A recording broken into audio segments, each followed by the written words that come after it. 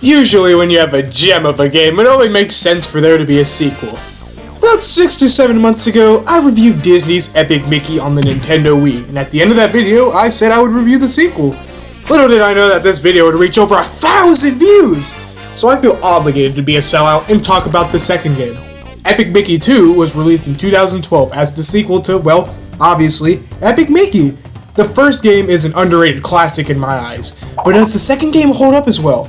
I'm Dylan697, and this is Epic Mickey 2, The Power of 2. Let's review.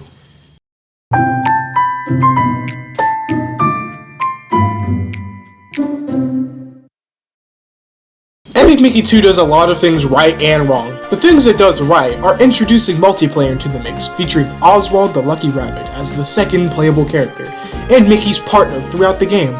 Cooperation is the name of the game here, and it allows for more dynamic gameplay. The things that it does wrong is have a watered-down story in comparison to the first game, as well as lacking style and charm. Needless to say, Epic Mickey 2 is not as good as the first game at all. It's still decent in its own right, at least in my humble opinion. Well, let's get into the story now, shall we?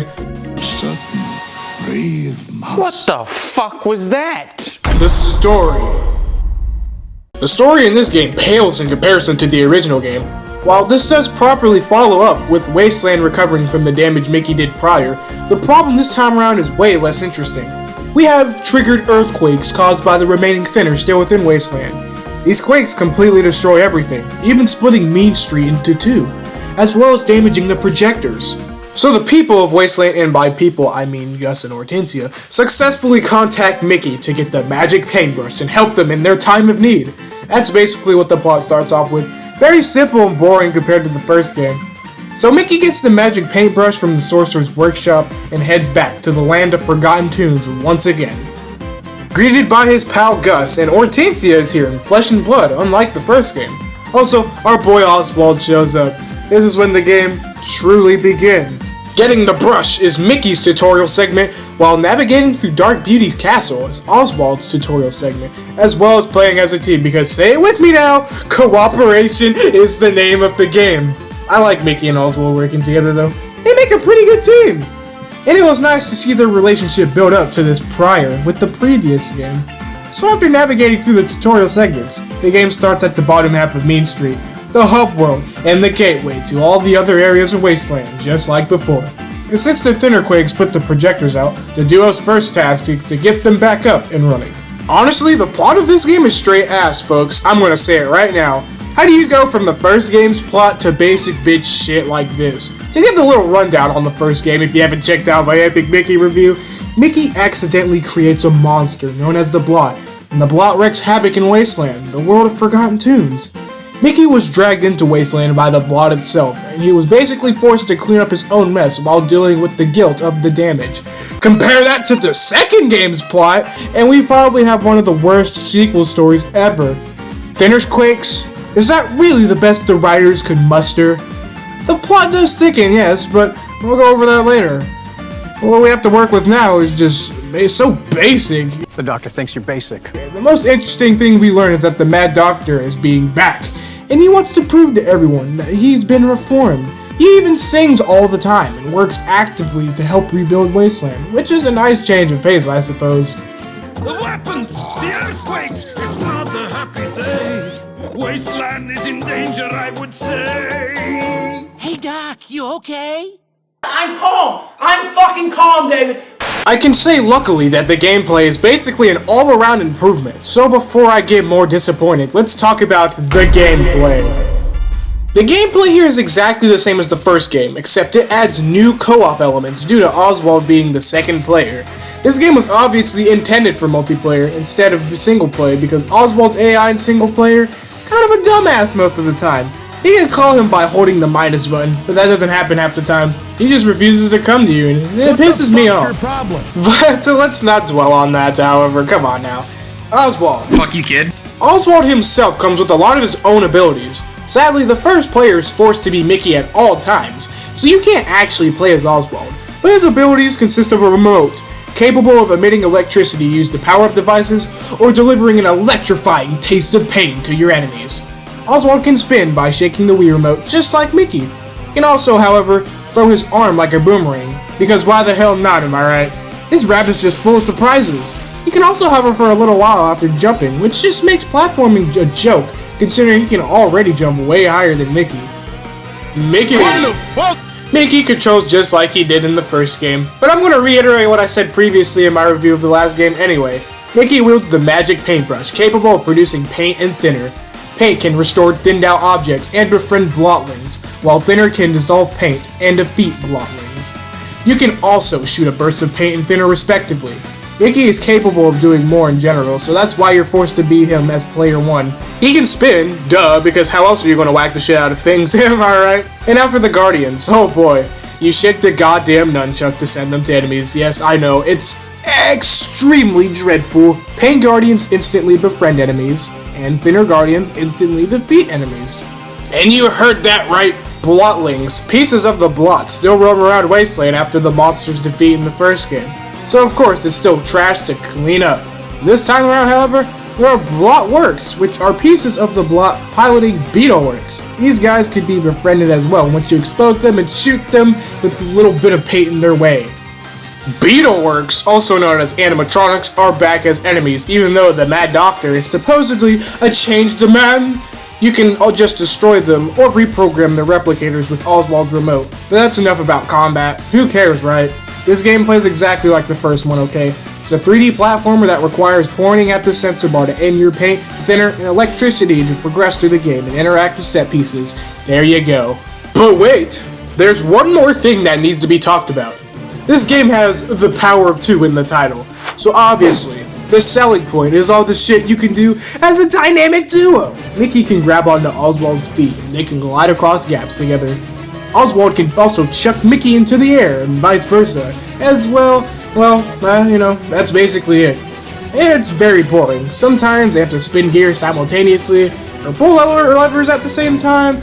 Other than that, they just kind of do their own things. Some enemies also, do need the pair working together in order to defeat them easily, I guess. I don't know. The gameplay is better as it improves and adds upon what was already established.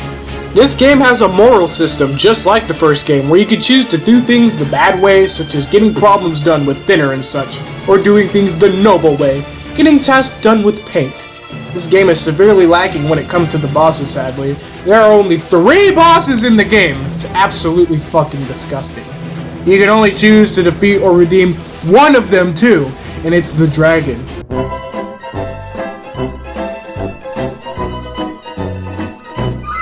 You have to defeat the other 2 bosses. This is what made me realize that this game's kinda ass, and also way shorter than the first game. This is fucked. This is not right. This is not cool. This is fucking bullshit. The worlds. You already know, folks. With the gameplay out of the way, it only makes sense that I talk about the actual places Mickey, Oswald, and Gus travel to. Remember that the world of Wasteland has been damaged even further after trying to recover from the blot by thinner quakes and other threats. That's why Mickey was contacted by Gus and Hortensia in the first place. Mean Street returns as the hub world, except it's split into 2, Mean Street South and Mean Street North. In order to get to each side, Mickey and Oswald have to go through the underground tunnels. The tunnels in of themselves are like little dungeon areas that they have all sorts of goodies and baddies lurking in them. Initially, the projectors have been broken due to the quakes, so you have to go through a little bit of game progression to get them up and running, leading to the next area, Oztown. Oztown is accessed through the DEC, which is an underground 2D segment that I am not talking about because nobody cares. And I must say that this area looks almost exactly the same as the first game, Oztown I mean. It's not even really considered its own area anymore because it's connected with multiple other areas in the game. They're accessed after you drain the thinner pool in the middle of the town. Other than that, Oztown is just the same as it was before, except Mickey's house is constantly thin due to the broken statue, which, yes, can be fixed later on, but how would I do that? Rainbow Falls is a little sub-area that Mickey and Oswald go to in order to fix the projectors. A new gimmick is also introduced here, being the ink wells. If you paint the area around them, they produce invisible ink, which make Mickey and Oswald invisible. Move too fast, however, and it slides right off. Thinning the area around the wells has them produce indelible ink, which makes the 2 invincible to everything, even thinner. They do slide off after a while if you take too much damage, or keep moving, just like the invisible ink. Once the projectors are fixed, we become back in business, right? Well, wrong. The Mad Doc contacts Oswald on his remote to go to his lab located in Disney Gulch. It's like Mickey Jug Mountain from the first game, but instead of being Mickey's forgotten merch, it's just random shit that was thrown away. Just like in the first game, the projectors are portals that allow anyone to travel from point to point. Once you enter a projector, you play a 2D segment based off of the cartoon that the projector was showing. Except this time around, Oswald travels in the background while Mickey travels through the foreground. You can even swap their positions if you want to.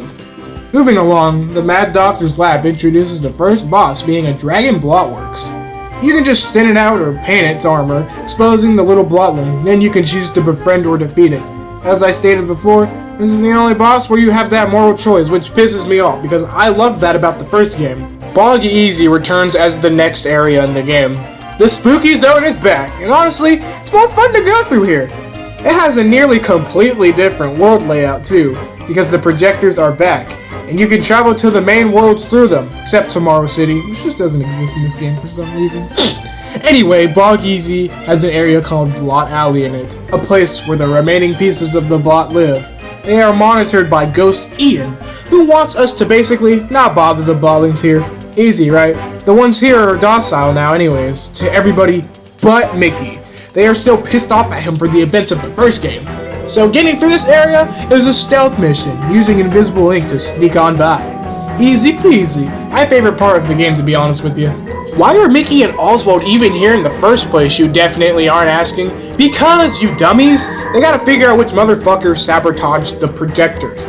They believe it's Gremlin Prescott. So after Blot Alley, the duo head over to the train tunnels, full of references to the first game, which is pretty cool, but you don't spend too much time here. After you learn that it was definitely this damn gremlin that did the crime, the two travel to Fort Wasteland, another home to the Spatters. It's just another filler area with the natural theme. I don't like how this game is already short as shit, even with all these filler areas. Like, there's even less cutscenes, less storybook styled cutscenes anyway, and more in-game cutscenes. That also goes to show like the production value of this game as well, because I honestly love those storybook cutscenes from the first game. And the ones here even have voice acting, but like there's just less of them, which sucks. Back on topic, Mickey, Oswald, and Gus, because we can't forget about him too, he's there, encounter Prescott and chase him around, eventually fighting him and kicking his ass. And no, you can't befriend this boss. Prescott gets hypnotized, then arrested. Random shit. The Mad Doctor hypnotized him so we can learn that there are secrets to uncover in Ventureland, the last main area in the game, because, you know, this game is so fucking short. Ventureland returns as the pirate-themed area. This place, just like Oztown, looks almost identical to its layout in the first game. You don't really do much here, however, other than Oswald throwing a bitch fit, but I digress. In order to progress to this area, you have to spend time and spend money to take a path and reach the construction site. Blotling homes are being built, but because I'm a bad boy, I thinned my way through this area, snuck past Pete Pan's bitch ass, entering the projector and going to the final area, Autotopia. I told you people, this game is uncomfortably short. There's only like 3 main areas, and it just feels unfinished if you ask me. The final area in Epic Mickey was inside the Blot itself, while the final area in this game is just a random city that has no plot relevance whatsoever. Mickey and Oswald free Guardians being locked up here, and that's basically it. They enter a little sub-area afterwards, which is the Mad Doctor's old lab from the first game, which is a neat reference. I do appreciate. The secret that was being uncovered this whole time was that the Mad Doctor was behind everything. He was only kidding about being a good guy. Holy shit, move, run. This guy is the king of plot twist. That's what I would say if it wasn't fucking painfully obvious from the start. I mean, come on, dude. Hey, I was kidding, holy shit! Move, run! Fuck him! Hell yeah! The CLIMAX! So the Mad Doctor was legitimately doing things right in order to gain the trust of the people of Wasteland. The Doc's goal was that he wanted to be a toon again because remember, in the first game, it was revealed that he turned into an animatronic to control the Blot. He wants the paintbrush in order to go to the cartoon world and take it over to be the greatest villain of all time! Yes, that is his shitty motive. He just wants to take over the real world while also becoming a toon again. Mickey being here was just an added bonus because now he can take the brush easily, right? Wrong. Mickey and Oswald stand together once again in probably the easiest final boss ever conceived. You just thin out the bitch's eye, and Oswald can help out by stunning the claw later on. The two get knocked into another area where they fight the Mad Dog's main machine. You just thin the mask and then BAM! The game's over! Literally the worst climax I ever went over so far! I guess the end cutscene's cool. Oswald releases a bunch of thinner guardians that fuck the Mad Doctor shit up and get Mickey and Oswald to safety. The game leaves off with a cliffhanger that never came to be, because this game performed like shit for obvious reasons. Epic Mickey 2 is such a sad tale. Its mere existence was its downfall in the end. It didn't live up to anyone's expectations. In my opinion, it's a terrible sequel. When comparing it to the first game, it just completely falls flat in every way, except for gameplay. Even the music in the first game's better, which is copyrighted by the way, go check out the OST yourself. The devs even depended on this game so much that they let on the idea of a trilogy that just never happened. Trust me, I would have loved to travel through Wasteland a third time, but yes, this is Epic Mickey 2. A pretty mediocre game that simply couldn't live up to the greatness that is the first game, and it is what inevitably stopped the possible third game from even meeting the light of day. Thus concluding my take on the Epic Mickey series. And no, I'm not talking about the 3DS game, okay? Watch your mouth. I'll see you in my next video, whenever that may be. Goodbye. Seriously, you guys, my first Epic Mickey video reached over 1,000 views. Something I still can't even comprehend. That was my first review ever, and this is my 6th ever review. I planned on reviewing Epic Mickey 2 anyways, but that view count made me want to become a sellout quicker than I anticipated. And thanks for over 150 subs too, I guess. I'm surprised someone like me is even capable of such a feat. I appreciate it. Anyway, enough of the disgusting post-video talk. Cue the outro, and while you're at it, paint or thin the subscribe button. It's your moral choice. With a magic paintbrush, anything is possible. Goodbye.